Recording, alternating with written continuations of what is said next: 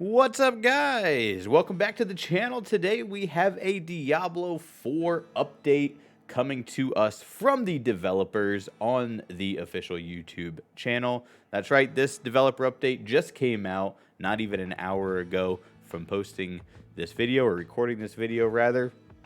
We're going to go through it today. I have already watched it live, but if you have not watched it yet, you can watch it here with us now. We're going to skim through the video.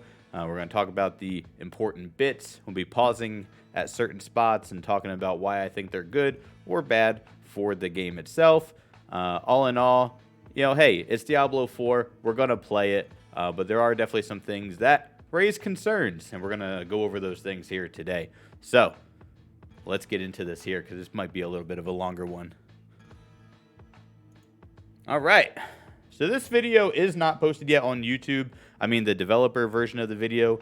So I did pull this from their Twitch stream. We will go through this here now. We're going to just go through and listen to what they have to say, and we'll pause at the parts that are relevant. Hey guys, happy Tuesday. This is the second Diablo 4 developer live stream. My name is Adam Fletcher. I'm the community lead for the Diablo franchise, and I'm joined here by three wonderful guests. We have Meng Song, who is our lead system designer on Diablo 4. Of course, I think these interviews are great, by the way. I think it is awesome to have these guys getting onto the screen.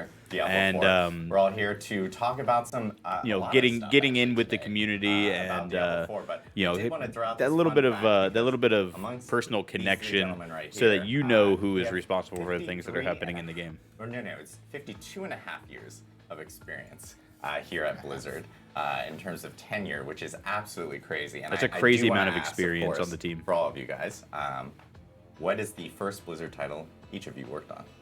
I'll start with Mong. I started working on Warcraft 3 Frozen Throne, making multiplayer maps. That's crazy. I was in college playing Warcraft 3, so yeah. Joe, yourself?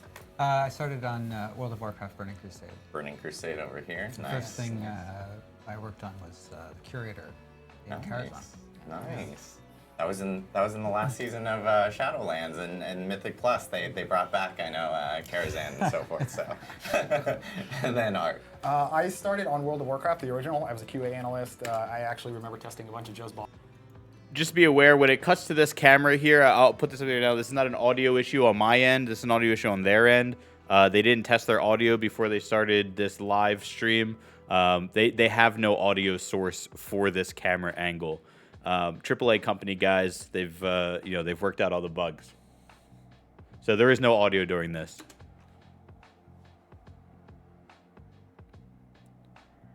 And so that just feels very recent compared to everything else. But yeah, we do have a lot of stuff. We have obviously amazing guests here today, and we have a lot of stuff to actually talk about.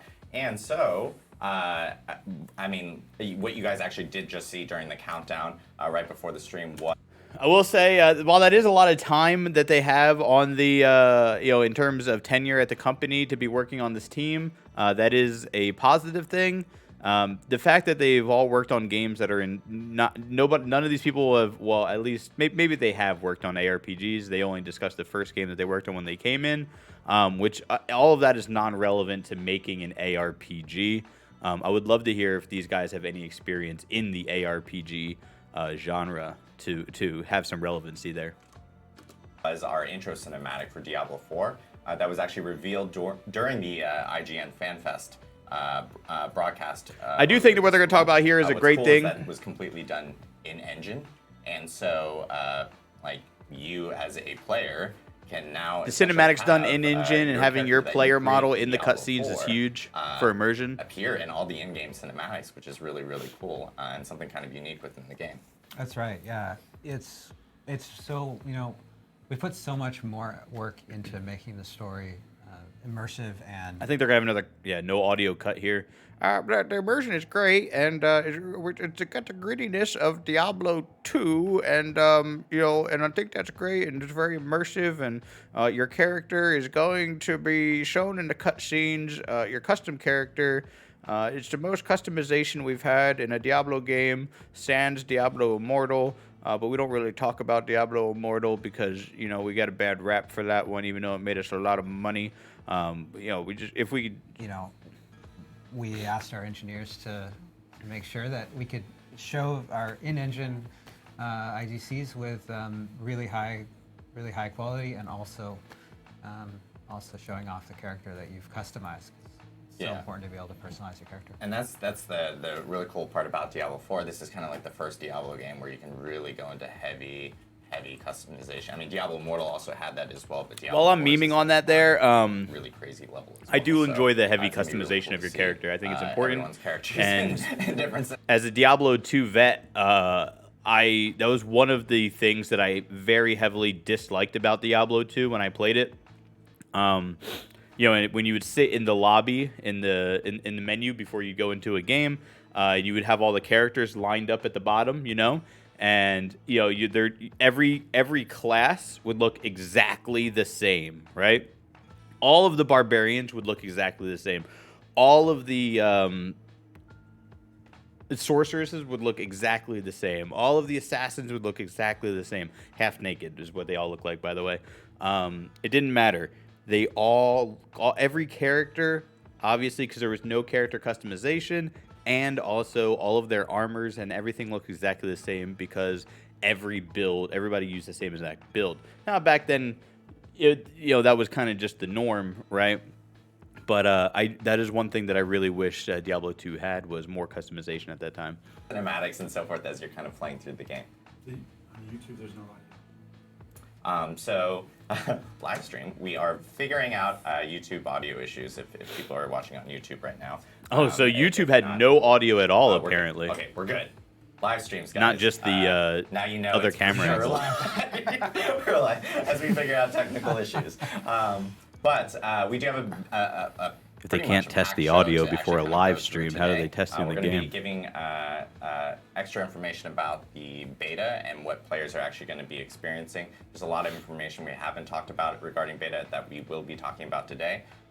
Mong is actually going to go over some armor systems in Diablo 4. We have a lot of people that have been asking about system-specific. If you have to go into an details, in-depth conversation within about Diablo armor, 4, you're off to a and, bad start. Armor is incredibly important, and so we've got a lot of numbers and graphs to talk about today regarding that. Graphs and and then Art is going to talk about essentially a new feature for Diablo, which is the stronghold system within Diablo 4. So New features are good. A lot to talk about. One quick thing that we did want to call out really quickly, which is the Anaria statue, which is behind me. We're gonna skip past this. This is a paid promotion for their own product. This one, They're trying to sell that statue is back there. this month, 7 p.m. The first weekend of beta is that there will be 3 classes available for players to actually check out, and that is the Barbarian, the Rogue, and the Sorcerer. So players can actually jump into I don't particularly understand why only 3 are available in the first weekend, but it's not a make or break situation, right? It doesn't really matter. So you have the Barbarian, you have the Sorcerer or Wizard, whatever they're calling it in this, and the Rogue. That gives you a Strength class, a Dex class, and a Int class to test out. If you know, so whether you like 1, 2, or 3, you choose the one that you like, and you can play that in the early access beta. Now, the early access beta is not open to everybody. You do have to have the game pre-ordered to get into that. So if you do want to get into that, please make sure you pre-order the game. I don't generally advocate for pre-orders, right? Especially in a digital world, there's no reason to pre-order a game. You know, it can't go out of stock. It's digital. But if you do want to get into that early access beta, don't forget to pre-order the game so that way you can get in. You don't want to be scrambling on the final day or the day of, you know, and then have to sit there, wait for the purchase, wait for the download, get in after everybody else. That never feels good on a new game. beta itself during that first weekend and try it out. Remember, early access beta is only available to those that actually pre-order. So if you haven't pre-ordered and want to jump in earlier, you most definitely can. Yeah. And then for pre-order open it beta and on then March cancel 24th it. through 26th, those will start at the After same the times paid as beta. well. And that's at 9 a.m. Pacific and on the 24th, and then end on the 26th or on the 27th, shall I say. Here's the dates here for the beta, so make sure you are prepared for that. The early access, March 17th and 19th, the open beta, there's a little bit 24 and more of a 26. time for people to jump in. And a special thing about that second weekend is Well, you'll get access to 2 additional classes. So you can play all 5 classes, which is important to us because the second weekend in particular, we want to get as many people as possible onto the servers. We want to stress test the game to make sure that all of our server infrastructure is in good shape for launch. And we want to get feedback on balance. So we want to have all the classes available so everyone. That's not good. That's not a good thing for a main dev on the team to be mentioning there, right? You know, if you're not somebody who pays much attention and you just come in and you play a game and have a good time, and you know what they say, ignorance is bliss, right? And it's true. That is the most true statement there. Ignorance is bliss, and you know, for people that just don't consume any online content, they just press the play button on their PlayStation and play the game like we did when we were 12 and 15 years old or so. But when I hear a lead dev here saying that it's very important for them to test balance of their characters in an open beta that only goes to level 25 in the first act of the game, what the fuck are you testing? What kind of balance are you worried about at level 25? It doesn't matter. And if you can't figure that out yourself at level 25, there's no hope. There's no hope. Right? There's no hope. If you can't figure it out at level 25, what are they doing at max level? Holy.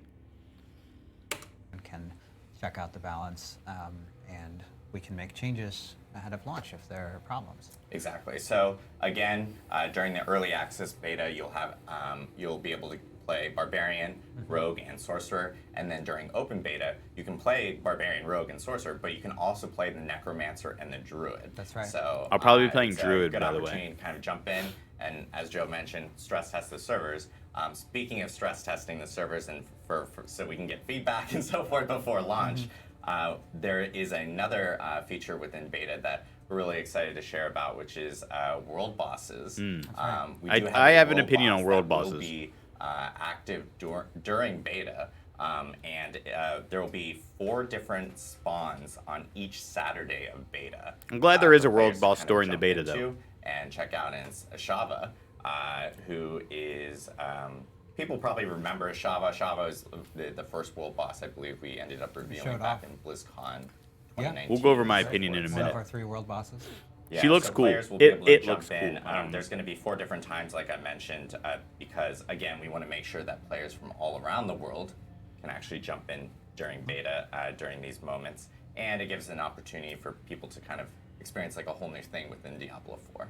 Yeah, Ashava's so New cool. mechanics are great. World one of the really bosses, cool things strongholds, about all the of world that. Bosses is you can just show up there. There'll be other people for you to work together to defeat the boss.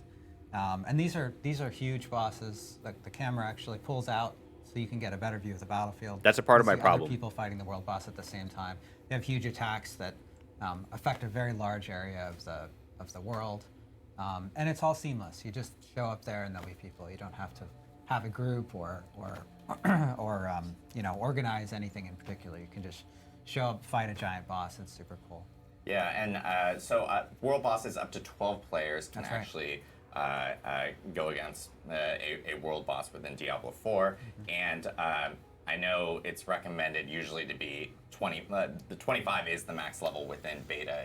So my problem here, and I talked about this in a previous video briefly, we'll go over it again here, with the world boss system, is how it just doesn't fit in a flavor sense in the world of Sanctuary, or just in the universe of Diablo. And the reason for this is that you have your main boss in the game, right? You have your main boss, and let's just say that it's Diablo, right? I don't know who it is. Maybe it's Lilith, maybe Baal comes back, who knows? But you have your main boss in the game, right? And the game is built around you being able to do the entire thing solo, right? It doesn't require any kind of grouping or anything like that. assuming if it follows trend with every other Diablo that there's been. You can group if you want to, and if difficulty does scale up if you want it to.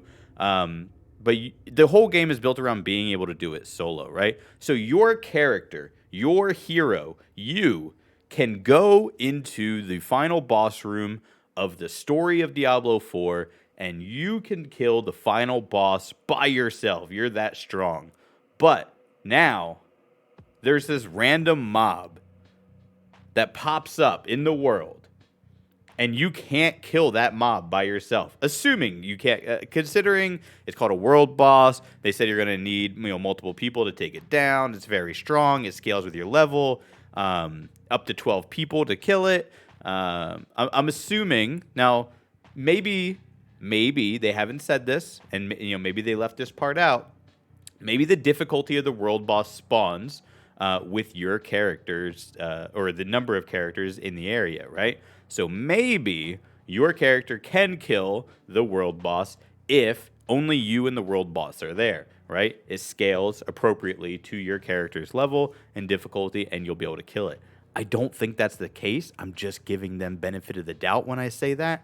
But it doesn't make sense that there's going to be something out there that is stronger than the primevals or the resurrected Lilith or the summoned Lilith, and they just pop up in the world at random times. It takes a lot of the juice away from these big end game act bosses that you're supposed to be fighting to prevent the destruction of Sanctuary, the destruction of the world, and saving the mortal race. It just doesn't mesh. It just doesn't make sense. Maybe they tie it together somehow. I doubt it, but maybe they tie it together somehow. We'll have to wait and see. But at a service level, it doesn't jive for me. I like the idea of world bosses. I like the idea of there being, all these activities and events and stuff for you to do while you're playing the game. But on it just doesn't feel right, So Yes. And a shovel's level 25. there we go. You're going to want to be close to that level because, if you're fighting a higher level boss or higher level monster, you're going to be less effective. And we're actually going to talk about that in a little bit when we talk about armor. Perfect. That's a perfect opportunity for us to talk a little bit more about armor and so forth there. But yeah, the 4 different times and all the details and so forth and times that we just mentioned will actually be available on the beta blog that we do actually have up on Diablo4.com. So if people read that blog when we made the announcement about beta earlier this month, that blog will actually be updated after this stream. I'll link that blog. I don't know if it's actually updated yet or not. I don't know how long it takes them to update it, but I'll link that blog in the description down below. Details and times and so forth that we kind of mentioned here. That's right. And if you're trying to get early I'll actually access, pull it up now while they're talking. You can pre-order the game like right up until or even during the early access period, and you'll get access to it. Awesome. That's We expect really to good have a turnaround time of minutes to the most. It should be an hour or so to get access. Cool. And then a really popular question that we've gotten from the community is min specs and recommended specs. And I do want to note, if you're playing on console, on PlayStation 4, PlayStation 5, or Xbox One or Xbox Series consoles, that is also available for beta, so players will be able to actually jump in during beta on those consoles. But for PC, we actually do have those min specs and those recommended specs. This is good. Having the specs ready for people pre-launch is great. And I'll pause on this. Well, I don't need to pause. You guys can pause if you need to read them, actually. Here because in Blizzard fashion, they've done a fantastic job. I'll actually move over a little bit here. Diablo 4. There you go. To ensure that as many players as possible can actually enjoy this on PC, which is great to see. Yeah, and we're continuing to optimize right now, as you said. Like every. I'll say a Blizzard game, GTX 660 seems a little low. Yeah, and I know we've gotten another big question regarding like PC specs and so forth, And even the recommended at a 970 seems a little low. That's right. Ray tracing will be coming after launch. Yeah, so we'll have ray tracing available after launch for Diablo 4 specifically on that side. We'll have these min specs. No ray and tracing these at launch is specs kind of an also L, available but on not the deal beta blog breaking. After the broadcast here, but a lot of people will be able to jump in with their PCs or on consoles and actually play Diablo 4 during the beta. Preload is another big popular question that we've done. Pretty much everything has preload these days. This isn't something special. And that will actually be coming, glad they have it, about but a week or so before the actual you don't get an beta. attaboy for that. And details on that will also be posted soon on the blog, so make sure to stay tuned to like Diablo social channels, and at the same time, just checking out the blog. Preloading is important though, guys, because I mean you don't want to be in the with the masses of people are not going to preload, right? So you don't want to be fighting with them for server space, trying to download the game on the last minute. You will be able to play co-op, couch co-op, on consoles, which is really cool. So if you're playing on PlayStation or on Xbox, you can have. I'm not a couch co-op hater. I don't hate people who play on console. I don't hate people who play couch co-op. But I do dislike. I'm not a PC master race kind of thing at all like that. But I do dislike when changes are made or a game is built clearly around a game that should be built for PC and then ported to console takes sacrifices because they put console first, and they do things to make it where the PC gaming experience, which the game is originally built for, it takes hits, clear hits, because they're trying to appease the console crowd or have that seamless console integration there.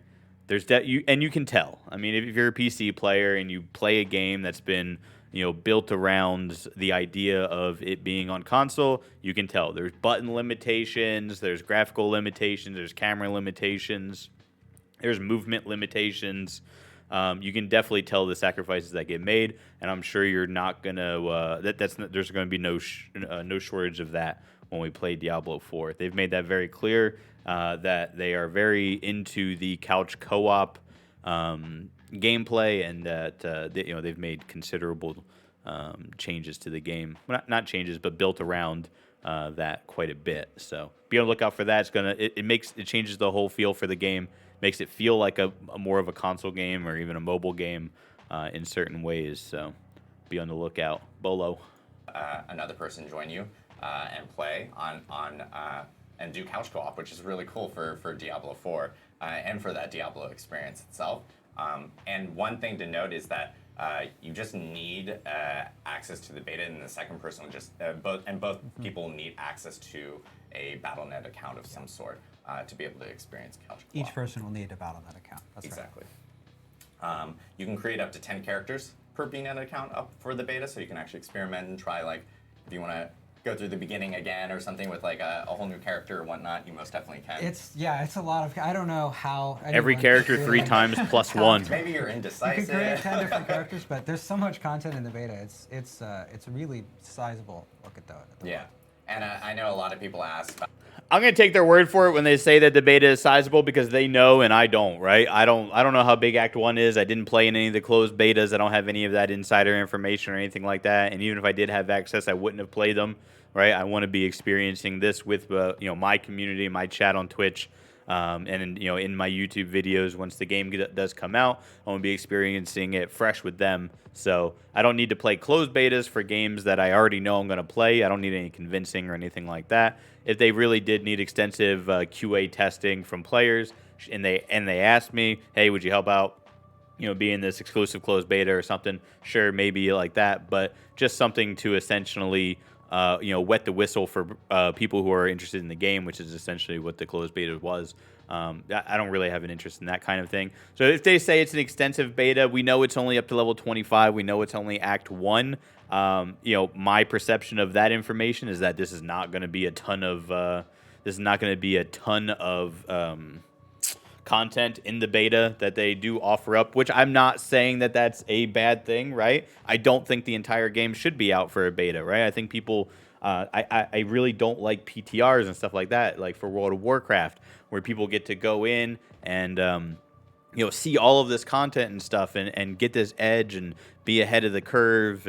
And for me too, just in the terms of like lore spoils and stuff like that, you don't get to, everybody's not experiencing it at the same time, which to me is, it's an important thing.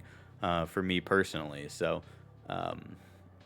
I'm glad that they don't have the entire game in the beta, but I'm also kind of skeptical when they say that it's a ton of content when it's just Act 1 and only up to level 25. Either A, they are, maybe it is a ton and they're correct, or B, this is the more common thing, is they completely underestimate how players play games these days, and people are going to be level 25 before the end of the first day, re-rolling onto a second character, have all of the content done, and they're going to be like, well, we never expected this thing to happen. That's just we see that in a ton of games. About progress between early access and open beta, and like how that actually does carry over and so forth, or if it does carry over specifically from that end. Yeah, so your progress will carry over from early access to open beta. So that'll give you more time to really get to level 25, time to fight a Shava if you didn't get access, if you didn't quite make it. Your content carrying more over time to from fight. the Go back paid and early forth and access check out beta all of into our the side open quests, all of the beta, rest of the content. that's not a deal breaker. It's a little weird, said, but it's not a deal breaker in any sort it's of one way. of our 5 zones, and it's just a huge area to explore with so much content in it that there's plenty of stuff to do. But of course, your progress is not going to carry over to the shipping game because Obviously, if they did that, that would be start fresh. Exactly. So yeah, Mind-boggling. progress carries over from early access to open beta, and then of course beta progress. Though I do believe if you do pre-order a certain version of the game, you do get access to the shipped version of the game earlier than everybody else by a couple of days. This is becoming a new thing that we're seeing. I'm pretty sure Hogwarts had it, and some other games. I'm not. I don't think that's a good thing, but especially in a game that has seasons. Now, I know that they said they're not going to have a season on launch with Diablo 4, so it doesn't really matter, but it's definitely a slippery slope going into the future. Won't carry over to the final game itself. But one thing we did want to announce, at least today, is that we actually do have some beta incentives and rewards for players that actually do partake in the actual beta test. There's 3 different rewards that people can actually earn. 2 of them are specific titles that will carry over to the final game, and all these rewards actually do carry over to the final game. I'm fine with the title system. I think those things are pretty cool. I am a big fan of being able to get things that other people can't have, right? If you were, present for events, or you did certain things, or you killed certain bosses, completed certain achievements, whatever the case may be, getting titles and achievements and things like that, I think that's pretty cool. I like being, that was one of my favorite things with WoW, and actually to kind of segue into that and a thing that WoW's going through right now, I don't mind if they, I guess it depends. Like I guess I have a blurry line in the sand on that. I don't mind that they're bringing things back into the, what do they call it? The trader's post that were previously like store only items or something like that. I don't mind that. But I also I don't, if I get a title or something that is specifically for doing an event that you had to be there at a certain time. Let's just say, for instance, the first anniversary for World of Warcraft, right? If they just decided to give a first anniversary achievement to everybody in World of Warcraft, I'd be like, that's kind of crap, right? Like, I was there. I've been playing the game this long. I have that achievement. I have this title, because I did the thing. And if you give that out to everybody or whatever, then it really doesn't feel as good. But I do like title systems, and I just hope that they can make it meaningful, in some sort of way. You guys have Battle.net accounts when you're actually playing through the game Exactly. and so forth. But the first title is, the title itself is called Initial Casualty, which is... It's not a very good title. Like it doesn't. Kyovashad, within the game, and I'm Yojimbo, the initial casualty. Well, Kyovashad's the capital city of Fracture Peaks, which is the snowy, mountainous area of Sanctuary. It's a funny meme, but it's a bad title. And it's a big city. There's lots of stuff to do. It's not that far into the game. You'll play through the prologue, get accustomed to all of the mechanics and everything, start to get introduced to some of the characters, and then you'll arrive at Kyovashad. So should be fairly straightforward to get this one. Yeah, so people will be able to earn. So just get to the main city. So get initial that's casualty I mean title, within Diablo Easy to 4 get. by doing that. And then another title that they'll earn once they hit level 20 on at least just one character itself is an early Voyager title. So just get up to level 20 within the beta and you'll actually end up earning that title. And then last but Jimbo, not the early least, Voyager? we That actually one makes have sense. a really, I'm very excited about this one. It is a cosmetic reward that we are giving away to any player that does get that gets one character up to level 20. Cosmetics are fine. It is a beta wolf pack. It's a cosmetic. It is quite possibly the most adorable thing in the whole entire world. That is cute. You have to admit But, that is cute. it is a little wolf. I am curious. Like pack that you can actually carry. We know that the barbarian carries his weapons on his back, so I am very curious as to how that's going to work. When he puts his two giant two-handed maces or whatever it is slung across his back. Hopefully they put some thought into that. But that is an adorable cosmetic. Around within the game, and itself, it's animated, does move around. It's absolutely adorable.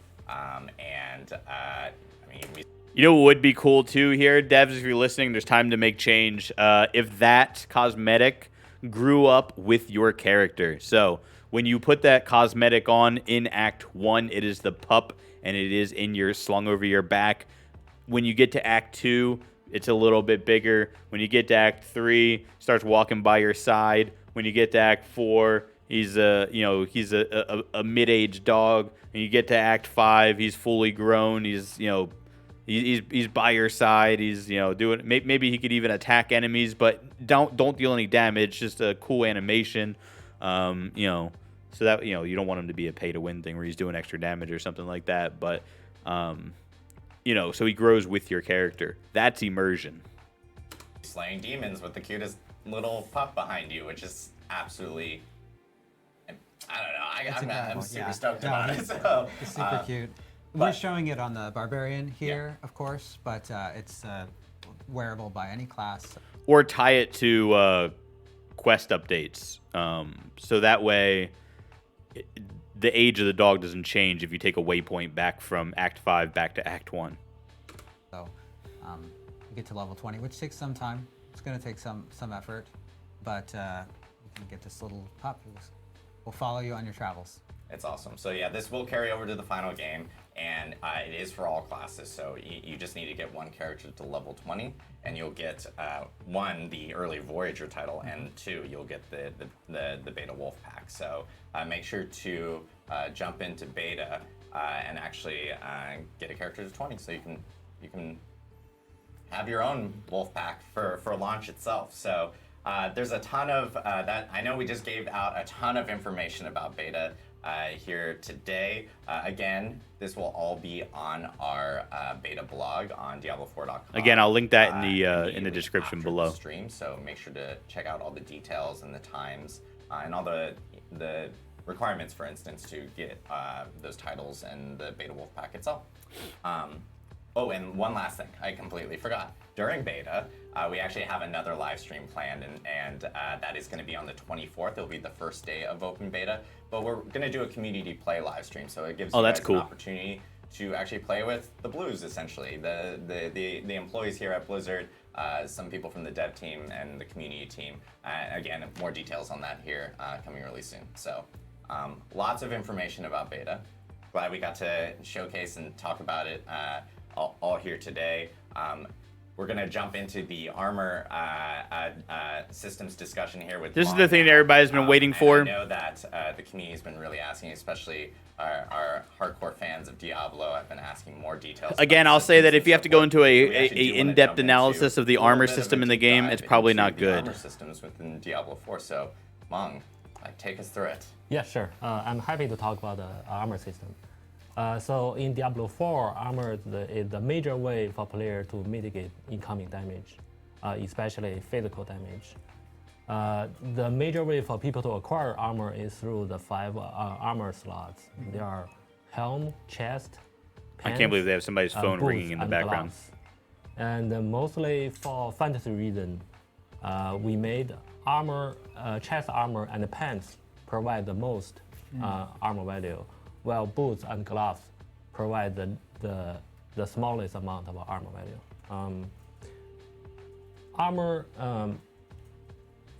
The armor value on an item is depends on the item's power.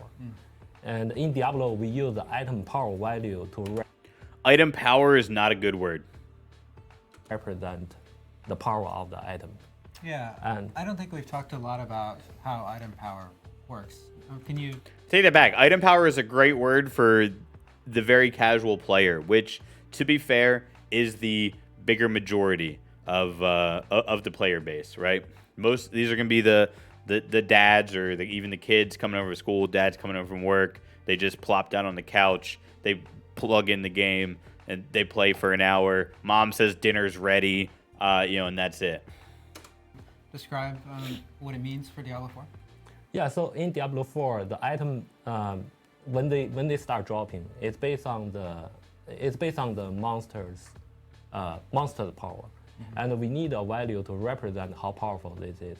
Like when you start getting more challenging content in the later world tier, you'll see you'll get more and more powerful item, and we need something to evaluate. So just like in Diablo 3, what he's saying there, if it wasn't clear, is that there's going to be world tiers. These are going to be similar to like torment levels in Diablo 3, is my best guess. The higher your torment level or world tier level, the higher level the monsters are. The higher level the monsters are, the higher item level that's going to drop, for the gear, have higher armor on it.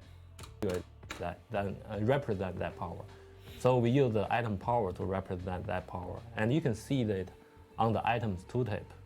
And if you you can compare the two items. If one item has a higher item power, that means that item most likely going to be more powerful than the lower item power item. But not always, right? Not there always. might be specific affixes or things Yep. that are especially powerful for your build. Yeah, exactly. And back to the armor value. The armor value. Essentially, what he's saying there is when you pick up the item, it's going to have a green arrow up. That means it's a good item. It's going to have a red arrow down. That means it's a bad item, right?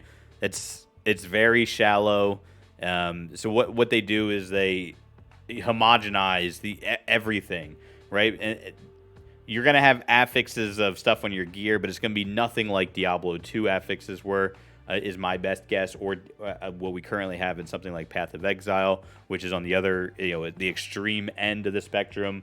It's going to be very homogenized, very basic. They can't have anything crazy like, oh, this is going to have, faster hit recovery, faster cast rate, 2 resistances, and strength and flat damage or something like you would see in Diablo 2. And you'd be like, oh, okay, well, that's pretty good. Well, this other item has 3 resistances, but it doesn't have the faster hit recovery. So then I have to decide, do I have more need to cap my resistances, or do I need to hit the breakpoint on faster hit recovery? If you ask people who have never played Diablo 2, they've only played Diablo 3. They have no clue what a breakpoint even is for stuff like that. So what they need to do, or what they do is, homogenize all the stats so that they're all very similar, and they can assign one singular number to that piece of gear and say, okay, your current gear is an item power 9, and this new piece of gear that dropped is an item power 11. Don't worry about what's actually on the item itself. 11 is bigger than 9, so you probably want to equip that item, other than some niche cases. Actually directly tied to this item power on those armor items. It's actually scaling linearly with those item power. The higher the item power, the more armor value that item provides. And that's so pretty that basic. We know that we have some baseline for how much damage mitigation the player has. Exactly. Because of this, when you loot higher power items, you naturally gain higher amount of armor. And therefore, it's guaranteed you always have a certain amount of damage mitigation against physical damage. And so, so armor works differently in Diablo 4 than it did in Diablo 3, right? Yeah. In particular for elemental resistances. Yeah, exactly. Like in Diablo 4, this is kind of like a long story. Like Because of the mechanic, we made sure the item, the player have a certain amount of damage mitigation against the physical damage. But then we found out some monster they are doing non-physical damage, and that caused trouble for the player. Like for Look at them example, legs, holy shit. There's a dungeon boss only deal shadow damage, and that caused some serious balance problem for the encounter team, because for people who have a reasonable amount of shadow resistance, that boss is not that hard. But some people, like when they have 0 shadow resistance, the boss is almost unbeatable. Like they will always get one shot for this boss. And players at low level, they might not have access to as much shadow resistance. They might not be as familiar with the game. Look at how the sword is clipping through the handle of the mace. They're straight through the middle of the mace.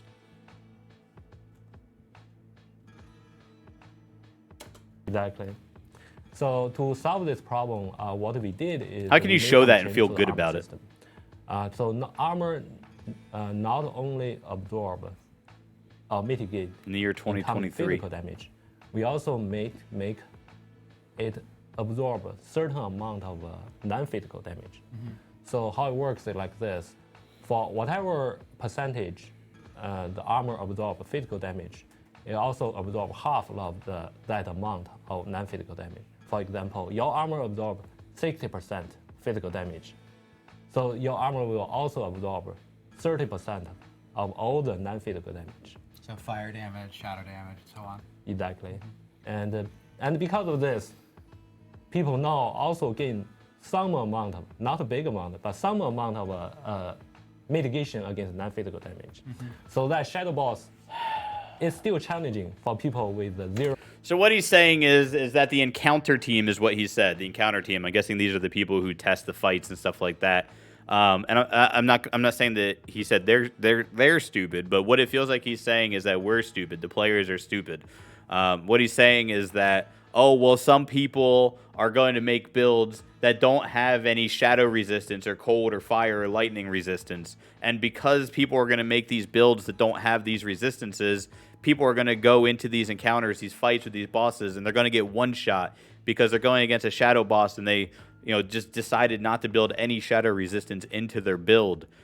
So what we did was we took the armor value, and instead of the armor value applying just to physical damage like you would think it would, now the armor value is also applying at a 50% rate to all of the other resistances, right? So if your armor mitigates, let's just say 100% of physical damage, it's also now going to mitigate 50% of shadow, 50% of lightning, 50% of cold, 50% of fire, and whatever else. I'm assuming there's probably holy too, right? Opposite of shadow. That's like an incredible jump in hand-holding for builds. And I guess if all of their builds are going to be homogenized and you're not going to really have a lot of player choice in the things that you play, because we've already seen that they're going to have legendaries and whatnot that say specifically, just like in Diablo 3, Fireball deals 10,000%. We didn't see like percentages and stuff, but Fireball deals 10,000% more damage. So you have to play this Fireball build. I guess if they're homogenizing it that much still, like they did in Diablo 3, then yeah, at least Diablo 3 had resistances and all res and stuff like that. And I guess they will still have those stats here in this game now, but it's definitely it makes you look at the game a certain way when it's like, man, they didn't even trust their players to be able to make a build decent enough to be able to mitigate damage against a boss. So instead they just made armor do it for you because they thought players just wouldn't do it or couldn't figure it out or whatever the case may be. Let the players die to the shadow boss, right? Let the players die to the shadow boss. Let them figure out what is wrong with their build. Oh, this guy's doing fire damage? Geez, I better put on my Dwarf Star ring that's a harken back to Diablo 2, that has a bunch of fire resistance on it, and then go fight this boss again. Holy crap, it was a lot easier this time. He didn't one-shot me. I feel really good because I figured out the solution to this problem, and it let me progress through the game. And an item that I found had a very specific use, and I was rewarded for holding on to that item and being able to equip it and get through this encounter. That's a good feeling to a video game player, to anybody. That can happen in real life. It doesn't have to happen to a video game, right? It can happen in any scenario. Oh, I have this tool to fix this thing that broke in my house, right? I figured it out. This is the tool I need. I have it. Let me go grab it. Now the thing is fixed. It's rewarding, right? It's not rewarding to get up arrow armor on your gear and every boss is, now mitigated against in the game because you got up arrow green on your gear and got more armor. It's not good. Pro shadow resistance, but Rant it's over. in a much more controllable way. And as players level up, I'm glad and the they game get looks access to really higher good, though. World tiers, those world tiers actually have a penalty to your elemental resistances, right? So you're going to have to really make sure that you're keeping up on those resistances. Yeah, exactly. That's when taken you back get from to Diablo higher 2. When you world go up to tier, higher difficulties, you get resistance penalties. we PoE added took it from more, D2. penalty for the player to make the higher world tier more challenging. And so Continuing we in will have D4. we put some 20% penalty from world tier 2. That does make me think, though, when they do say that it's going to be less. The world tiers are going to be less like Diablo 3, where you have 16 torment levels, and more like Diablo 2, where you have normal nightmare and hell mode. Or it'll be like an in-between in there. So there's not going to be 16, but probably won't be limited to 3 either. Who knows? But The world tier Yeah. 3 for the resistance. So you gain 20% less resistance. And from world tier 3 to world tier 4, we put Okay, so we know even there's at least higher 4. penalty. It's 40%. So world tier 4 will be a lot more challenging than world tier 3. But players have access, as they're getting up into those higher levels, they're also getting access to more sources of elemental resistance, right? Yeah, exactly. We added the elemental resistance into various in-game system, like a skill tree, like item affixes, like a paragon system. You can acquire those resistance. Is anybody happy to hear the word Paragon for more and Diablo more 4? We actually expose more and more ways for you to be able to acquire armor and resistance at the end game. So I think you brought some charts to show, like in more detail, how the mitigation works. Sure. So we have talked about all the basic of how armor works. I want to dive a little bit deeper into. We'll skip a little bit forward through this. We don't need to, he goes through a very long rant here about it all boils down to essentially the more levels you gain, the more damage reduction that you get from your expected armor at that level. So essentially what it's doing is it's putting you on a hamster wheel or a treadmill, and it's you get a level, you kill a mob, and it gives you a higher gear score, right? So you're even again. You get a level, you get a gear. You get a level, you get a gear. You get a level, you get a gear. You get a level, you get a gear, right? And it's just scaling. You're never everything's going to scale with your level, right? You're never going to actually feel like your character is getting stronger, because at the same time, the mobs are going to keep scaling up at the same time and dropping higher level gear, and they're going to keep scaling up with your gear level, and you're not going to feel like you're grinding to get stronger. It's going to just feel like you're staying on a plateau and even playing the whole time. Some people kind of like that. I personally like it the other way. I like being able to level up and feel my character getting stronger as I get more levels, get more gear, get more this, get more that. This isn't it could feel totally different when we're actually playing the game, but what the graphs represent that we see here is it shows that it's more like a treadmill that you're just going to be walking on. I'm going to skip through it forward through this. We stay on this graph for a while. We can take a look at this one real quick. This is DR, stands for damage reduction. So this is damage reduction contribution per armor, player level, damage reduction. So this you're gonna have damage reduction on the armor and the gear. So it's just scaling the other way here. And then also you have armor damage reduction. Armor equals 2,000. We don't know what that number means. That's arbitrary. We don't know if one piece of gear has 2,000 armor. If 2,000 armor is a lot at level 90, you know, we don't. That doesn't really mean anything to us. But we can see as the attacker level goes up, the armor damage reduction goes down there. We'll skip through it for it. Open danger of one system, skill tree, item affixes, and legendary power. I don't think we've seen a lot more on the skill tree since the initial one, right? So they showed the initial skill trees, and it was very bleak.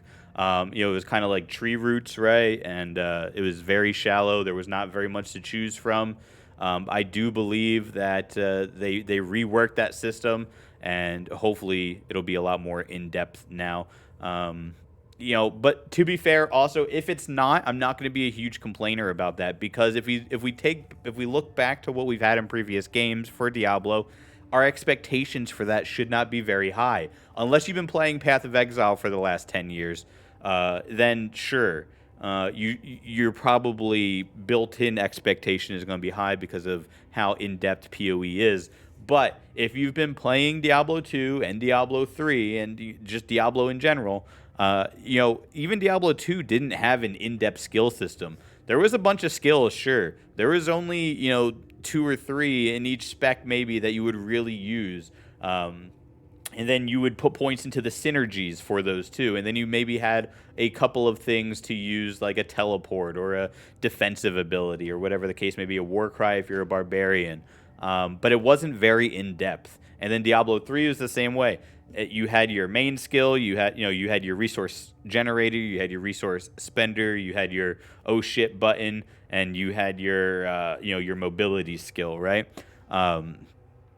So that's not very in-depth either. And they just had the runes to change the skill to do different things, but there was generally a best rune every time, and you would never use the other ones. So going into Diablo 4 now, our expectations shouldn't be very high for the skill system because it's not something that we've had in the previous games. So while I would love to have a very in-depth and intricate skill system, if it's not very in-depth and intricate, then my expectations aren't high, so I won't be disappointed in that. I just hope that maybe there's a couple of different skills to use in each spec on each character, just so that you're not playing the same build on the same character every single time, and hopefully they can add skills and whatnot going forward.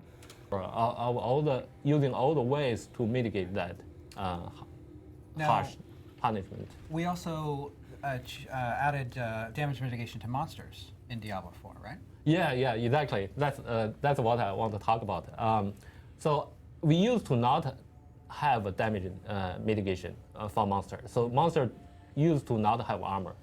So however amount the damage player deals, that's however amount of damage the monster gonna take. That's not exactly true. What he's saying there, like, they still had resistances and defenses, right? You used to be able to use necromancer curses, lower defenses, lower resistances, and things like that. So maybe they didn't specifically have armor, but they had armor that just had a different name, right? So I'm not really sure where that comes from, but they definitely have things. You even had like immune monsters, right? So you had monsters who were resistant, and then you had monsters who were immune. You had monsters with like the stone affix who had higher. Apparently it wasn't armor. He's saying monsters didn't have armor, so they took significantly less damage through some other means. It's pretty straightforward. Probably just physical really resistance, which is armor, but it different also name. has a problem that is whenever we want to increase the monster's defense power, the only way we can do it is through increasing the monster's hit point. Mm-hmm. Like we say, from level 31, a monster from level 31 to 32, we want to increase their defense power, the time to kill by 10%. That means level 32 monster gonna have 10% more What he's basically talking about here is Diablo 3, where you got monsters that have trillions of health because it just scales up, 5% every level, 5%, 10%, 5%, 10%, whatever, up into GR150. Super big number, like billions or even trillions. And for player to be able to kill this monster in a reasonable time, the player needs to deal like billions of damage. And in Diablo 4, we show this damage number as a floating combat text. We cannot hide it. And so because the number is so big, so long, it covers a big chunk of the screen. Yeah, it's hard to understand too. Like, yeah. The thing is that this was a thing in Diablo 3 too, right? A decade ago. When did Diablo 3? It's been 10 years, right? Let's just say 10 years. It's got to be pretty close, man. It feels like it anyway. If this was a problem in Diablo 3 and it's still a problem that they can't solve in Diablo 4, I mean, what's going on? You've had this big damage number over the enemy when you hit it in Diablo 3 forever ago. Why do you even need it? Why do you even need to have the number there? Why do you need to show it? It's a psychological thing. That's why they need to have it there, right? Big number, good. Make people feel good, play game more, right? That's what it is.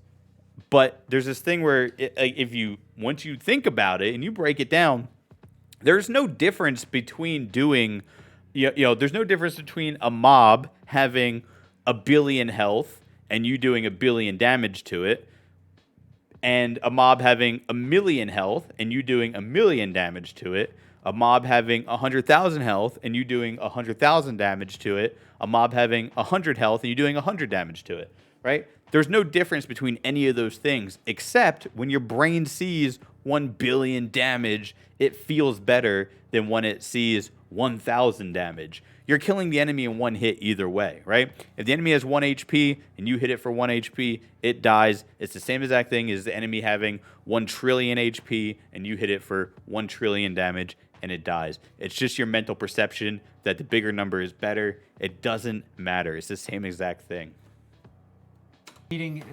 Combat in Diablo is really fast. You want to be able to quickly understand how much damage you're doing. Yeah. And we're trying to keep the numbers down. Yeah. We try to solve this problem. Also, we get a lot of feedback from community. They also don't like this. I know the community has talked a lot about big. I don't understand how it's a problem. Just lower the numbers, for instance, and so forth. So yeah. Yeah. So therefore, we decided to add this damage mitigation. Just take the zeros off the end. We call it monster armor. So at each level, monster actually absorb a certain percentage of players' damage. It's pretty low at the early level, and it goes up at a later level. Then in our playtest, it creates a different problem because this damage reduction. Because you start mixing damage reduction with different affixes, and you get unkillable mobs, a la PoE. When they level up. That's not what we want. I don't want to get weaker when I level up. Yeah, exactly. So we have to take the damage reduction number for the monster so that it always scales slower compared to the damage increase for the player. So it's player's damage deal to the monster still increase from level to level, but now we have a pretty good way to control how fast it increases. And therefore, we get the damage number at a very late game into a pretty reasonable space. That's good. Nice. Awesome. Well, I know we talked a lot about the armor systems here, and even just the fact that monsters themselves will have armor, which is new for Diablo in itself. But I do want to spend some time to talk a little bit about strongholds because. Strongholds are a new event coming into the game. I think that just the fact that having new events coming into the game is a W. Strongholds and has a lot to talk about. Strongholds themselves is a brand new feature within Diablo 4. Yeah, absolutely. So conceptually, strongholds, they are places of importance to the world and the people of Sanctuary that have been overrun by evil. Pretty simple, right? So the way this ends up working in practice is as you're exploring and navigating the huge world of Diablo 4 in Sanctuary, there will be multiple strongholds in each of our 5 zones for you to discover. And these are completely unique. So each stronghold is a unique location. They have different stories. They have different gameplay objectives, bosses. Are they in the same even place some and of have the same objective as every other rewards are player, I unique to each wonder? Specific stronghold. So much like our campaign, these are private experiences. They're just for you or you and your party if you choose to bring some friends. So once you've completed the stronghold, then the space becomes something that we refer to as a public space, where you then might encounter and interact with other players if you want. That's cool. So, like, what type of spaces can strongholds themselves end up kind of like changing to after you end up encountering them and maybe like conquering them or going through them yourself? Yeah, so that's like actually one of the things that I'm most excited to talk about the system is that when you conquer a stronghold, there's a lasting impact on the world, and we actually unlock a bunch of additional content for you to explore and engage with after the Good. fact. But I think I want to talk about that a little bit later. It makes people not breeze through the game I think we completely. have footage as well. Though people will always be metagamers, right? And we see this in PoE, we see this in every game ever. Everybody at some level is a meta gamer, right? So if the meta way to do it is to breeze through the campaign as fast as possible, get to max level, and then go back and do all of the strongholds in every area, that will be what people do. And that's not going to feel quite as immersive as slowly traversing through the world and the campaign and doing the quests and ooh, there's a stronghold, let me save these people. Bang, the world changes, and that's the immersion that they're going for. But if they can't capture that as doing the stronghold at that point in time is not completely relevant, then people will skip it to their higher level, and then they can just come back and breeze through it. You see that with, let's say, even in Diablo 2, right? So you have your extra skill quests. Let's just say that those are like the equivalent of a stronghold. You don't do those extra skill quests. You get power rushed through normal Nightmare in Hell. You get power rushed or power leveled in Chaos Sanctuary. And then when you can hold your own, then you go do all of your extra skill quests and stuff like that, because that's the most efficient way to do it. And we see that also in something like PoE, same thing with the skill quests or the resistance quests or anything like that. It's just not efficient to do it while you're leveling. So you wait till you come back to your higher level, and you can just walk through, one-shot everything and get all that extra stuff. So it would be curious to see how they do the balance or how they make it important, so that way you feel obligated to do it while you're leveling your character for the sake of immersion. For the strongholds that we can actually like kind of throw up here, and maybe we can explain like what players. The game does look good. You have to give them that, what they would experience when they're going through. You brought a clip? Yeah, I did. Honestly, when I look at that, Found a clip. and some other things we're gonna see. The stronghold you're looking at here, this is called Hope's Light. Looks like just a better looking Diablo 3. Kind of in the jagged shores of northern Scotland, there's this great lighthouse called Hope's Light, and its flame has been extinguished. The port town of Merwin nearby is particularly affected. Arrow turns red over an enemy. Scotland, they consider this a sacred place, and obviously the sailors of these perilous waters tornado? rely on the lighthouse to navigate. It's got to be like a your weapon kind of proc or high-level something. objective is just to find a path through to the lighthouse and figure out what happened. I kind of wish the UI was on for As this a fight. player, when you arrive there, you notice the Drown have risen. The Drown are this brand new monster family in Diablo 4. They're these super mysterious creatures. The Drown that look pretty cool. Up onto the shores from the depths of the sea, and they drag these like bells and mysterious idols with them. Nobody really knows like who they are. So they or come what from they like want. shipwrecks and stuff, yeah. But one of the other things that we're super excited to kind of do with Strongholds is to try and showcase these monster families, kind of give you a glimpse into what they're about. Yeah, because I know like back during BlizzCon, we actually BlizzCon 2019. Listen, I'm a min-maxer right here, and I just want to say he did that leap attack, and then it left the AoE on the ground, which was clearly going to explode and probably do a good chunk of damage. And then he kited the enemies away from the AoE, and then he did this wave push attack, which pushed him away even further. I mean, clearly you should put the AoE on the ground. If you kite the enemies away from the AoE, then use the wave attack to push them into the AoE. It explodes. You're a god gamer. Hey, continue. when we revealed Diablo 4, we actually did showcase the drown for the first time. And then since then, I know we had a quarterly update blog that talked a little bit about monster families, where we even talked about like familiars, for instance. Maybe he's taken a lot of damage, but he didn't die, so I doubt it. This is, He didn't even like pick up that health pot when he walked by it, so I assume his health isn't getting that low.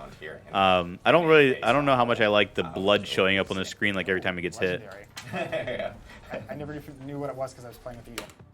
Come on, in a decade, we're using this same exact legendary drop beam going up in the air. We couldn't innovate. We couldn't do something new, fresh. This is just Diablo 3 that looks better. This is Diablo 3 remastered. That's depressing. Fly off. But actually, that might be going back to kind of strongholds at the system level, and kind of like why you, the player, might care. So strongholds, they provide you with a lot of really awesome rewards. Obviously, you how do you pick up an inventory and you don't open, or how do you pick up a legendary? You don't pick up your inventory to look and see what it is. Beyond that, strongholds also reward you with a high amount of renown. Renown is another new system in Diablo 4. And just to quickly summarize that, renown, it rewards you with engaging with various open world activities. You gain renown in each of the 5 regions of the game. And when you hit certain milestones of renown, you'll get rewards. You'll get really cool stuff like additional potion charges, skill points, even Paragon points at the later milestones. Potion charges, okay, so they're probably gonna have like a we already see that they have like the health globes on the ground. That's Diablo 3. Potion charges sounds like you're gonna have one permanent potion, and you'll be able to add charges to it. That's advancing on the Diablo 3 system that they already had. I'm sure there'll be legendary potions too. They're a renown system. I mean, I'm not gonna hate on that, right? It depends on how natural it feels in the game. If it doesn't feel natural and it's just like a way to force you back out into the world to go do these things to grind out reputation, a la World of Warcraft, that's not gonna feel great. Nobody really likes doing it in World of Warcraft. Can't imagine why anybody would like doing it in Diablo, but they can implement it in a way that does feel natural. That is possible. I'm not going to hate on it until I know exactly what the system is. The name renown and reputation gains, I mean, they just have a negative connotation to them. Just naturally in the gaming world, when you hear that, you kind of makes you go, oh, God, renown. So I don't know about, maybe they could have called it something different so that way people didn't just automatically hate it. But I will hold judgment until I see it. Yeah, but beyond all this, like strictly, gold, XP, loot, renown, beyond all this strictly character progression stuff, I mentioned before, conquering a stronghold has a lasting impact on the world and unlocks a bunch of additional content. So when you've completed a stronghold, and in some cases you've kind of cleansed the evil as much as it can be in a world like Sanctuary, people feel safe enough to come back, and so some strongholds will actually become towns after they'll have vendors. That was a pretty cool attack. Waypoints. Other strongholds might unlock a shortcut path to a different area, a waypoint, side quests. Many strongholds actually unlock dungeons, so that's pretty cool. If you are hunting for aspects in the Codex of Power, or you're engaging with the Whispers of the Dead or Nightmare Dungeons endgame systems, you're probably really going to want to discover these. That's awesome. So yeah, just like the last stream we had, we talked a little bit about the Codex of Power. So and obviously going through dungeons ends up unlocking or finding new. It looked like there was like a dead space between him and the enemy there. You seen where he did that wave attack and the enemy was completely unaffected by it. Curious there. That means like the AoE starts further out than where the hammer, your weapon, actually hits the ground. That's an easily solved problem, if it even is a problem. It doesn't feel good when an enemy's standing right in front of you. You click the button to do an attack, and they don't take any damage because they're in this like dead zone. If anybody was an old school World of Warcraft player, you remember that hunters used to have this problem where there was a dead zone. It was like 5 meters or something where the enemy was too close for you to attack with the bow.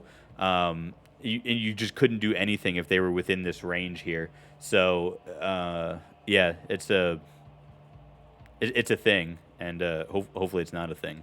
Codexes. So yeah, actually completing strongholds will unlock new dungeons that will let you get more codex or more powers within your codex itself. So it kind of like opens up more and more, especially with strongholds itself. That's awesome, and the fact that it's a lasting impact on the world is pretty crazy. Can you see strongholds like on the map, like as you're kind of like traversing through Sanctuary? And stuff like that? Yeah, absolutely. Just so like any other area of the game, you know, it starts as kind of undiscovered space. Putting the weapon and away, once you taking it discover back out, you it's show pretty up on the cool. I map, like you it. have some iconography to let you know that, hey, there's a cool piece of content for you to go do here. Nice. And players themselves will see. Curious what that tons of these mechanic all was throughout, there. All of, like as Sanctuary that they can actually either maybe like do a little bit later or come back to and so forth from that side. Makes me think that he just had like a absolutely. cheat Like I death said, proc. There's multiple strongholds in every region, and one of the strongholds actually have like a minimum level. So you might actually you know, discover one that you're just under leveled for. There's nothing stopping you from trying to take it on, but you're probably gonna die. Unless you're playing hardcore, and then you Well, probably then you don't. then you make a new character because you died. Yeah, exactly. That's when you question it a little bit. Yeah. So, The degens on the ground look very clear. A lot of the Hardcore attacks gonna look be very yes, it will be. So that's when you would question the idea of wanting to try to look like they have very conquer clear strongholds a little indicators bit on where more. not to stand. That's good. But yeah, with the and a lot again, this is just a brand new feature for Diablo 4 in itself. So it actually allows you to essentially just continue to add additional content to the game and change the world completely, because the fact that you can actually get new waypoints or you know, a whole new town that you can. Oh, what was that? Wait. You know, vendors game and change the world completely, because the fact that you can actually get new waypoints or. Oh my god. Wait. Oh. This is just Diablo 3.5. That's just a Waller affix on the mob. Dude, it's literally the same exact rectangle wall with one end missing that they used in Diablo 3. Oh man. That doesn't feel good. Nobody likes dealing with Wallers in Diablo 3. They even had to make a specific potion that lets you walk through walls called like Kool-Aid potion or something, bursting through walls. And even in this season currently, they have an ability that you can unlock called Passable. It lets you just walk right through the walls because they know nobody likes it. That doesn't feel good. Why are we just pulling exact replicas out of Diablo 3? Why are we not just innovating something new and exciting and just different, so that when I see it, my brain doesn't immediately think of Diablo 3. When I see it, my brain should immediately think new mechanic in Diablo 4. You know, a whole new town that you can actually interact Diablo with. 3 Remastered. You know, vendors and so forth from that side is also just completely like game changing from that. Yeah, absolutely. And a lot of the new content that you unlock, it is also kind of like part of the renown system. So you complete a stronghold, and you get you know, side quests and dungeons, and all these things also feed into the renown system. So yeah, there's a lot of cool stuff. Kind of completing a stronghold is kind of like only half of the feature, right? Yeah. And the other half is all the additional stuff that gets unlocked afterwards. That's very cool. Yeah, Strongholds is sounding awesome. I know, like myself, I've played the game. People will be able to play it really soon, but the perks of working at You heard Blizzard. it here first. We play the game. We play the game. The perks of working at Blizzard. But yeah, it most definitely is a cool feature, and I had Strongholds. Oh, that's kind of cool. So you have to collect the piece and bring it back to somewhere else. Closer to wherever you need to go. It's like completing a It's puzzle. really great to have. So, of course, an art provided here. This footage here of a barbarian kind of going through. I know this barbarian has got like some legendary type of gear and like some unique skills and so forth that are like kind of modified based off the gear. So That's a pretty cool puzzle. It's a two-step puzzle. It's not completely brain dead. Sparks just a ton of fun to play. Yeah, super fun. That's just Cool. that Well, I know orb with the beam. we All he did was kinda take went it out over of a little bit Diablo about 3 our and change the systems color of it. It and, used to be the purple, now it's strongholds red. themselves. We do a lot of the feedback from the last stream is like, you know, people were hoping that we spend a little bit more time on Q&A. and we most definitely want to spend some time on Q&A. So we will kind of like jump into some questions. We're also going to take some questions from Twitch chat as well, because I know we have chat available, and we've been pulling some throughout the actual broadcasts themselves. So I know first question. I'm assuming the Q&A is kind of a vetted question questions. that we've gotten a lot from a lot of people because they want to. When we learn more about Diablo some of 4's the progression and systems endgame system, this is something that they've kept hidden the entire time. The endgame systems, and again, I talked about this a little bit earlier in the video. I don't mind that we don't know anything about the endgame systems, but on the other hand, I also really want to know what the endgame systems are, because that's the thing that's going to keep people playing the game longer, right?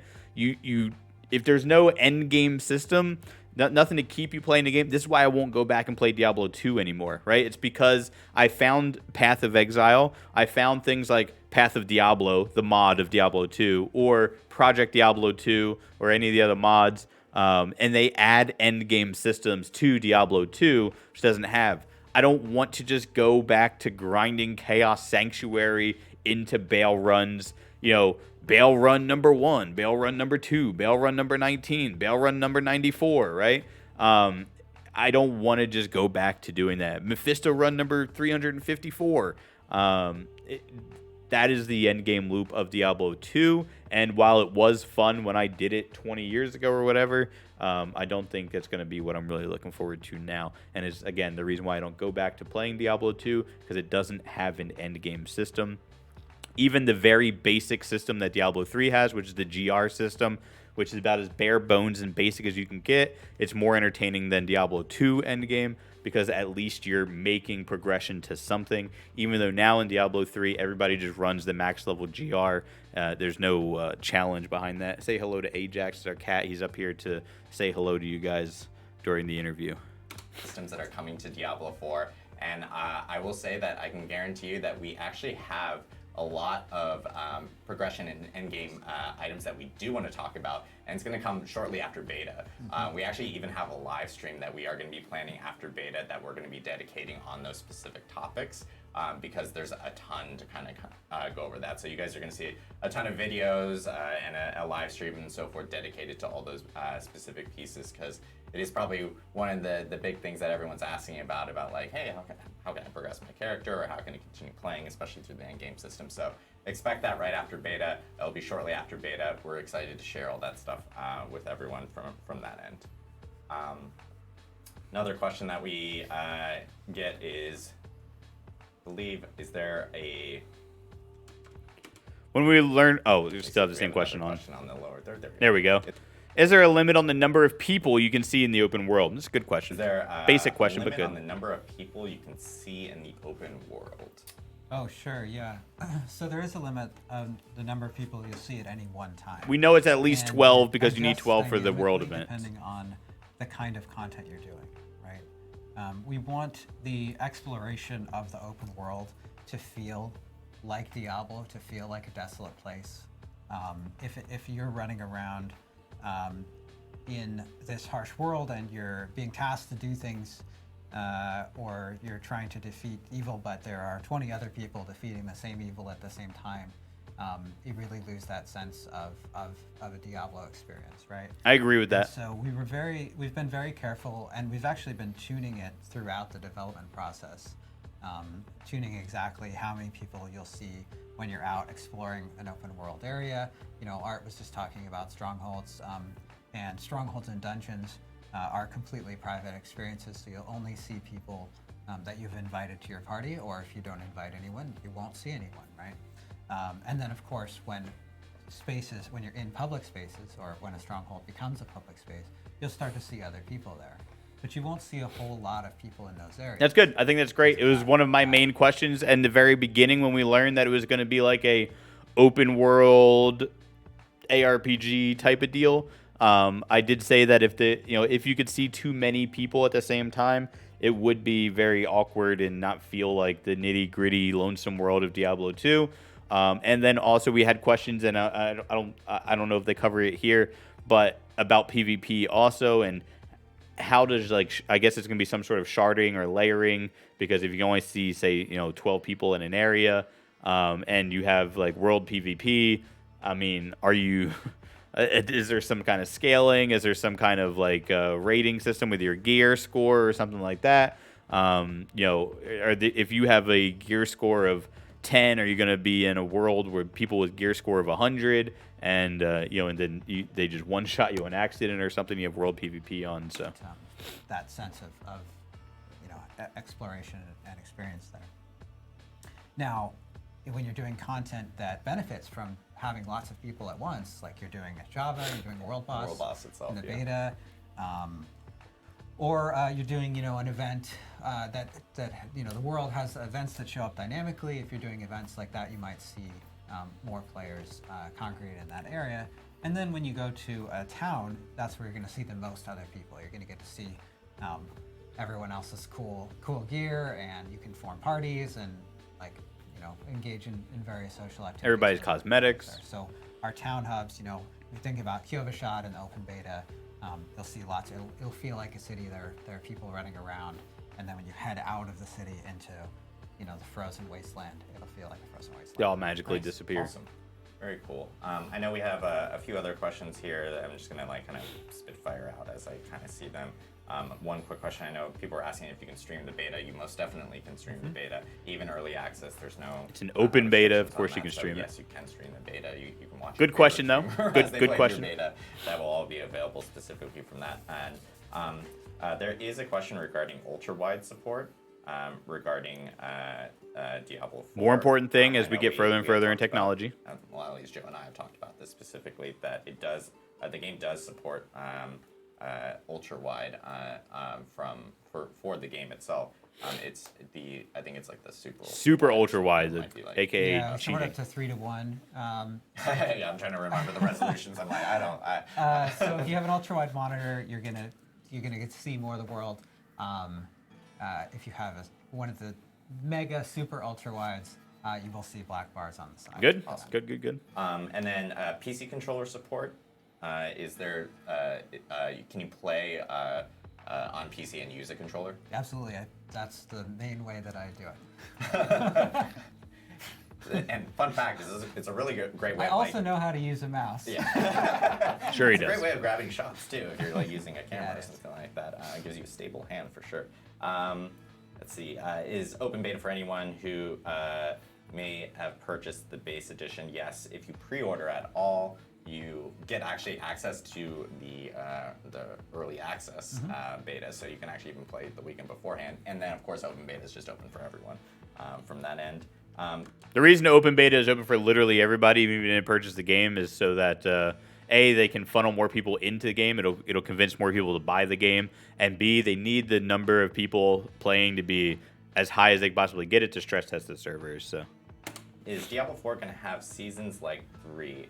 So Diablo 4 will have seasons. We're actually going to have more information on the first season of Diablo 4 as we get closer to launch. good. Specifically, Seasons are very on important that for end. keeping people coming back to the game. Seasons are so important. That's a good frame to pause on there. Great face. Seasons are so important. Even just doing the most minor, basic nothingness that Diablo 3 has done, it's kept that game afloat. Even at the bare minimum level for so long, just because I'm playing Diablo 3 right now. As soon as I'm done making this video, I'm playing Diablo 3. I'm gonna start grinding some Paragon. I hated Diablo 3 when I was a Diablo 2 Andy, right? I said, this is not Diablo. This is not my Diablo. I'm not playing this. But now, hey, it is what it is. I grind out some Paragon, whatever. I think we had talked about in the last stream that the first season of Diablo 4 will end up starting a little after launch. So the initial game will launch during kind of a preseason or so from that end. That's right. Yeah, we're going to talk a lot more about sort of the scope and breadth of seasons, how expansive they are, as we get a little bit closer here, and we'll be able to talk more specifically about what kinds of stuff are coming to season 1 and our plans to really expand that feature. But if you're an ARPG player, and this should be very important to you, the seasons and how long the seasons are going to be and stuff like that. If you're just a Diablo player, whatever they say is fine.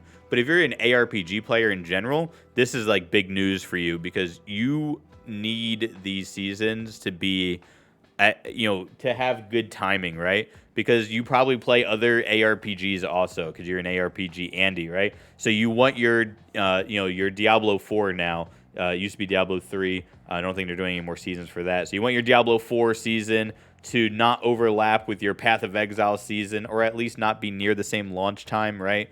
And then you want that to not overlap or be near the same launch time as your last Epoch season once they are up and running in a well done state. They're making a ton of progress on their game, right? And so that way you can just rotate through ARPGs all throughout the year. You're always going to have content to do.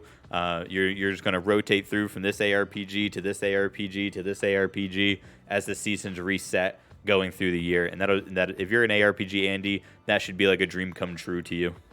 To know is that our ambition here is to make the seasons substantially meatier than we've seen in the past. Like, we really want this to be a live game. It wouldn't take much for the expansions to be meatier than they have been in the past, because for the last 5 years of Diablo 3, it's been the bare freaking minimum. So, it doesn't take much. It's a really low bar for them to get over. Season, introducing new gameplay elements, and it's something we're putting a lot of work and effort into developing. There was a question about, because I know we had talked about this when Diablo 4 was originally announced, about runes and rune words and so forth. Question about runes and rune words, are they going to be available in Diablo 4 like right at launch, or is there any plans in the future and so forth for that? Hot take from me. Rune words are not a good thing. Well, rune words as we knew them in Diablo 2 are not a good thing. When I played Diablo 2 when I was just a young gunner, and I thought rune words were the greatest thing ever. They were cool, they were flavorful, and that's still true. They have a ton of flavor to them, and they added a really cool aspect to the game, especially at the time that they came out, technology-wise and stuff like that. That was a very innovative system that they had, as far as I was aware anyway, and to me it was super cool. To be able to put these runes in an item in a certain order, and it gave you all these cool things. Now that I'm a little more aware, I understand that rune words really was the point where Diablo really lost a lot of its magic, because the rune words were so strong that there was no reason to use anything else in those slots that could have rune words, right? You're never the odds of you finding a rare weapon that are that's better than a Breath of the Dying rune word is so low, astronomically low, that you can't even comprehend it, right? Now, that being said, it did add this really cool thing where if you were the person who found a weapon that was better than a Breath of the Dying rune word for your barbarian, I mean, you were on top of the world. You had the most expensive item in the game, right? So it did just ramp up the value of those rare items that were so rare and had perfect rolls of all these stats, and that was really, really, really, really cool. But that was like only the top 0.00001% of players were having that kind of gear on their characters. Otherwise, you were using Enigma, you were using Breath of the Dying, you were using whatever the other rune words were that you were using, or you were using uniques, right? You're using Griffins, you're using Mage Fist, you're using Storm Shield. So it took a lot of the differences in characters away and made everybody start using the same exact gear, because it was just the best gear. Sure, maybe use COH over Enigma on a character, but 9 times out of 10, having the teleport was more important than anything else. So, yeah. So, not saying I don't want rune words in Diablo 4. I just, I don't. They don't really. They're not. I don't imagine Diablo 4 is actually gonna have like important rare items, just like Diablo 3 doesn't have important rare items. So I'm not really sure how it would work in this gear score system, right? Theoretically, the world of rune words as they existed in Diablo 2 can't exist in a gear score system that they want in Diablo 3, where everything is so homogenized. So that we'll see. You know, Which I think he does go on to say that the way that they tried to implement. Sorry, I kept pausing there. The way they tried to implement rune words, they were like, oh, well, this doesn't really work. And then they were like, well, this isn't how it was in Diablo 2, so people are going to be mad. So we can't have it like Diablo 2 and have it in a way that fits in our gear score system, so we don't really know what to do, which is just going to boil down to not having them in the game. This is one of the really interesting things about developing developing the game and showing it off. Like we've tried, as we developed the game, to talk about everything that we're doing as much as possible.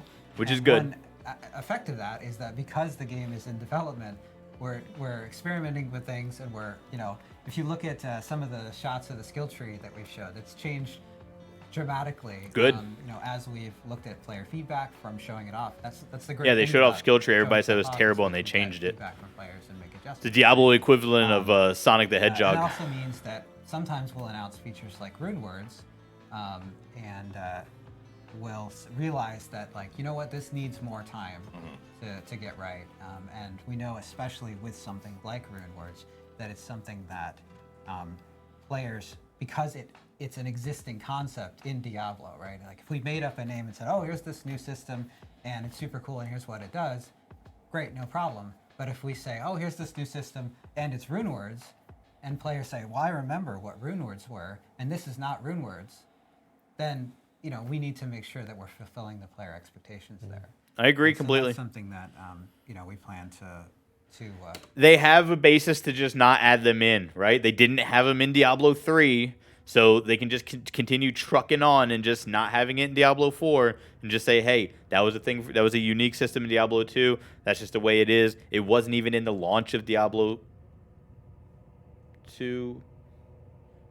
I'm actually questioning myself now. It's so far back, I can't remember if they were in the launch of Diablo 2 or if they got added in the LOD expansion. I'm sorry, I'm having a brain fart. I can't remember, but they have the free path to take that says they don't need to have it.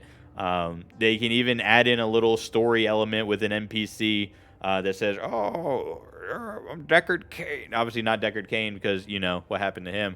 Oh, I remember rune words back in the day. The Herodrum used to have rune words. That's a forgotten magic, and that's it. It's forgotten. They don't do it anymore. return to in the future. Cool. Awesome. In the game, are there achievements and so forth for players to potentially We know there's achievements because there's titles. I guess it's almost kind of we kind of most definitely have some sort of way of being able to track specific goals or whatnot within the game. Oh yeah, of course. So there are achievements. There are also a number of challenges that you can do. There are class-based challenges. There are challenges that are associated with particular content. All kinds of cool stuff. Yeah, and and some of those challenges. They did it in Diablo 3. They do it in Path of Exile. It's a way to keep people playing the game. New season comes out. You have your challenges. Complete the challenges. You get special MTXs or whatever that are unique to that season. Hopefully, those MTXs would never be in the store, at least not in that color variation or something. May have different colors in the store or something like that. But, this MTX is unique to Season 1. If you have this MTX, that means you were in Season 1, you completed these challenges. Anybody who didn't play in Season 1 doesn't have them, you're a special cupcake. Challenges unlock even things like what you guys what we talked about even during beta, where just getting to Kiova shot, for instance, ended up unlocking. It's free FOMO that doesn't hurt people's feelings because it costs money, right? It's good. Non-paid. You just get it for playing the game. Exactly. Still hits the FOMO button. I know there's a question about WASD movement. I say it WASD. Some people call it WASD keyboard movement on Diablo 4. People are asking if potentially there was that within D4. Yeah, so we've tried to extend so we don't support WASD movement at launch. Let me be clear on that. But what we have tried to do is really expand the way that you can customize the way you're playing, both for accessibility reasons and also because people just have lots of different ways they want to play Diablo. And we recognize that some folks want to play WASD movement, and it's something we'll continue to look into. But if you look at Diablo 4 compared to previous titles, you can do a lot more customization of Good. What's on your left mouse button. Good. Our engineers have put a lot of work People into clap. even things like, do I want to, like, if I bind something else, Left to my button left feels mouse button, terrible am in I gonna, Diablo 3. Like, click to move forward, or can I move those bindings around? So you have a lot of control over which skills are in which slots and how you want to interact with the game, and of course with the controller as well. And I know, like, this kind of like segues into another question I just saw, I have no comment on gonna call WASD out movement. names. If they have it, they Or do. If they don't, they don't. MXX intuition ended up calling out. That's why I'm not calling out names. I'm going to butcher everyone's name. But they were asking about like accessibility options within Diablo 4, and I know we have a team that is like our UI and You're gonna have every accessibility option, super as they should, dedicated on making sure that we can hit as many audiences as possible Yes. with D4. And we actually are planning on going into like a detailed like summary of all the accessibility options that are going to be incorporated into D4, so that obviously more players can enjoy and take part in the world of Sanctuary. So it's actually really cool. So we'll be going into more details on that. Party size, a lot of people are asking like how big are parties within D4. There's only 4 in specifically. D3, but it was like players? 8 in D2, Four right? players. There you go. Easy going. Let's see. Our perk. I know we haven't gone into like details. The thing is now, like, and this was a problem in D3, but I guess there wasn't as many particle, or I'm sorry, in D2, but I guess there wasn't quite as many particle effects back then. But it's a problem now even in D3 and in Path of Exile and stuff like that. If you have too many party like I will not party in Path of Exile. If you just have one party member in Path of Exile, it's terrible. It's horrible. Like there's so many effects going on the screen, you will have a seizure, right? If you didn't even know you were prone to seizures, you know now. And in Diablo 3, it's very, very similar, especially if you're like, and some of the builds just don't mix up. Like if you have an Inna's Monk, right, zooming through the screen, and then you have like a Rock Throw Barbarian or something like that, like you're not going to be playing together, right? They just don't mesh up at all. So having, I don't know, the effects that they showed for the combat on this live stream, I mean, they were very minimal, but I also assume that they were pretty poor builds with crap gear, and once the Giga Chads get in there and start making builds and stuff like that and getting the stuff put together, that we'll have to see what the effects look like then, and it'll tell us how partying feels going forward. About like skins in store, we will before launch. So we'll get back to like purchase skins and being available on all characters and stuff. I don't mind paid cosmetics detailed funding the list of game, that. just no pay to win, obviously. And then this is a fun question for you guys. What are your favorite classes, and Oh, would you good guys question. plan on maining during launch? Each of you, I guess. Okay. I know the answers because I've already watched this, but if I had to take a guess, I would say, starting with the left here, I would say this guy, Wizard main. I would say middle guy, Rogue, and I would say guy on the end, Druid. That would be like my guesses. Not just answering the correct answers because I watched this before recording. All right, I'll start. I usually say Rogue. He looks like a mostly dexterity because, guy to me. I think we If there was Diablo 2 characters, I would have said Amazon. did such an incredible job fulfilling the fantasy of having like a hybrid melee ranged class, where I can take like skills that are ranged skills and skills that are melee skills and really use them seamlessly between. That's actually something that we got when we developed the Barbarian. If the guy on the left was We doing knew D2 we classes, wanted I would have to, probably actually said have this assassin. weapon master that's wielding just This guy lots here, and lots trap of different assassin. weapons. And so we developed the arsenal system. For the That doesn't. I don't Barbarian. think that exists anymore.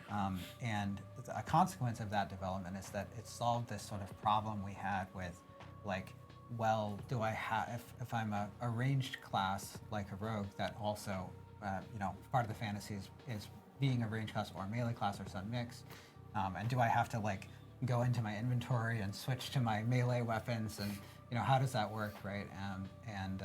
So we were able to use some of that same tech to make it really a fun experience. Nice. What about you, Mom? I'll mostly focus on playing.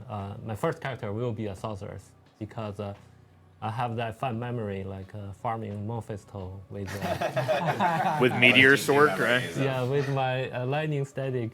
Oh, saucers. lightning And also static, I play okay. a lot of saucers also in Diablo 3. So Static shock. I'm always like get like emotional with the fire code and. I thought maybe he was and moat tricking lightning Mephisto. Kind of fantasy of saucers. For me, I think it's a tough choice between Rogue, like Joe said. I really like the kind of like positional requirements and the fast movement pace of playing that character, or Druid. I really like the kind of the hybrid element. If that guy doesn't scream Druid to you, I don't know what does. Having a lot of fun with like kind of hybrid werewolf caster builds, experimenting with them lately. So I think that might be what I'll go with on release. Yeah, I think for me, Wait.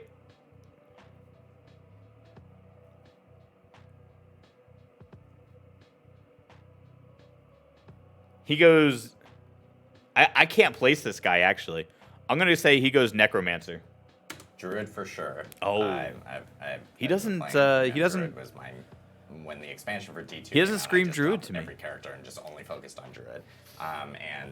You know, I've always loved playing that type of class fantasy. He didn't scream Necromancer to me either, for but instance, I couldn't really think of like he doesn't scream but anything I will to say me. Rogue is really good. Rogue has like if you want flashy, Rogue is most definitely super flashy. Like the idea that they even have skills where you can like literally throw your daggers into someone and then jump to them.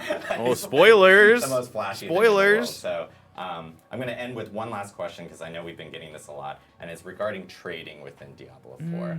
And Big I think topic. There's like nuances and so forth, but people are asking, is there trading in D4? Because obviously, like D3, it was almost non-existent. So yeah, it's people are curious to know how that works in D4. Yeah, we get this question a lot, and we're continuing to, trading in D4 is less restrictive than it is in D3, but it's by no means wide open trading. Curious. And we know that there are lots of players who enjoy the trading, like enjoy the game for the trading experience, and that those players would like to have, as The problem is that if they add just completely open trading, which I would be fine with having completely open trading, right? The problem is if they add open trading, you run into problems like D2 JSP and form gold and pay to win. I mean, like, buying items and stuff like that. So they just want to solve that problem by just not making it a problem that exists and not having open trading. I understand. I would much prefer just to have trading and they mitigate that problem in some other way. Like they actually just find a way to deal with it. But I understand. as few restrictions on trading as possible. And so we want to support that to the extent that we can, but we also want to protect the core game loop of killing monsters to get loot, right? And so there are some restrictions on trading to further encourage the situation where the best way to get the most powerful loot is to kill monsters. That's sort of our overriding directive there. But when you think about all the stuff that we're doing that we plan to do with seasons and the game being a live service, we could certainly see opportunities for different trading rule sets in the future. Cool. That's a non-answer. And I'm going to answer this really quickly because everyone's like spamming it. Yes, there are treasure goblins in Diablo. Oh, God. Triple Treasure Goblin season confirmed. Triple Treasure Goblin season confirmed. We were like, are there goblins? Are there goblins? Yes, There there are. are treasure goblins. Is there a Diablo cow 4. So, world? Thank you guys for joining us today on the Diablo 4 live stream. I will note this is actually the end of where we will be talking about. They do continue a little bit longer on past this. You can see there's actually 10 more minutes in the video here, but they do some, they pie their director in the face or something like that as some tradition. Nothing that actually has to do with the game. So we'll end the video watching this video right here. Listen, my personal opinion is overall, there's actually a lot of negative things with the game. Things that red flags for me that just tell me that it's not going to be a great game, right? It's not going to be the pinnacle Diablo that we're going to be looking forward to going into the future. But you know what? We're going to play it anyway. And that's a part of the problem, right? We're all a part of the problem if we say that and then we go ahead and we play the game anyway. But hey, Diablo 4's... I'm not going to not play Diablo 4 when it comes out. Just not going to happen. I've literally been playing Diablo my whole life. It was the very first PC game that I ever played, along with StarCraft, and I'm just not gonna not play Diablo 4. So I mean, I do hope it's good. My expectations are very low.